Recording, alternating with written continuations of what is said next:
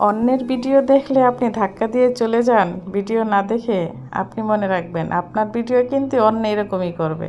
এই যে ভাইরাল একটা টপিক আছে না, অন্যের ভিডিও দেখে যার ধাক্কা দেওয়ার স্বভাব সারা জীবন থেকে যাবে ভিউ ফলোয়ারের অভাব। আপনার সামনে আসা সকল ভিডিও দেখে একটি কমেন্ট করে যাবেন, এতে 3টি লাভ: এঙ্গেজমেন্ট, রিচ এবং ফলোয়ার্স।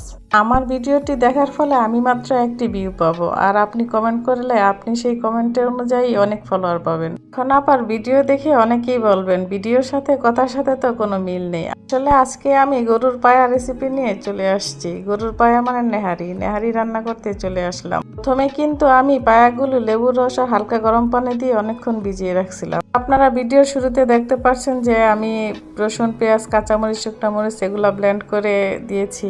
আর আপনারা সবাই জানেন নেহারিতে তেমন ভারী মশলা দিতে হয় না, হালকা মশলা দিতে হয়। তাই আমি আদা রসুন বাটা, হলুদ, মরিচ, গরম মশলা গুঁড়া, কিছু গোটা মশলা অল্প পরিমাণে আমার পরিমাণ মতো আমি দিয়েছি।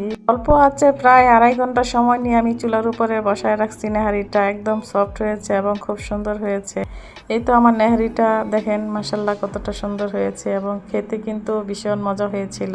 খুব জুসি একটা স্বাদ হয়েছিল, এবং সাথে লেবুর রস দিয়ে একটু ধনেপাতা দিয়েছি। খুবই টেস্ট হয়েছিল, সেই স্বাদ।